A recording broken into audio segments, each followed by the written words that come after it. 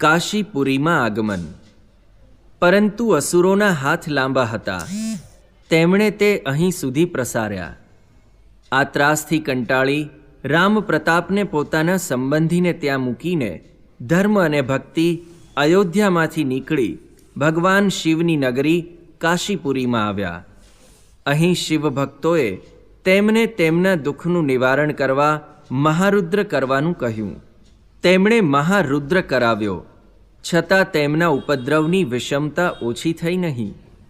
થોડા માસ કાશીપુરીમાં રહી તેઓ પ્રયાગ ગયા. અહીં ત્રિવેણી સંગમમાં સ્નાન કર્યું, વ્રતનો ઉપવાસ કર્યો. તપથી શરીર તો ક્ષીણ થયું જ હતું, છતાં ભગવાનને પ્રસન્ન કરવાનું તપ એ એક જ સાધન છે. તેથી દેહનો અનાદર રાખી વ્રત ઉપવાસ કરવા લાગ્યા. આ શુભ કાર્યના ફળરૂપે તેમને વૈષ્ણવાચાર્યનો યોગ થયો.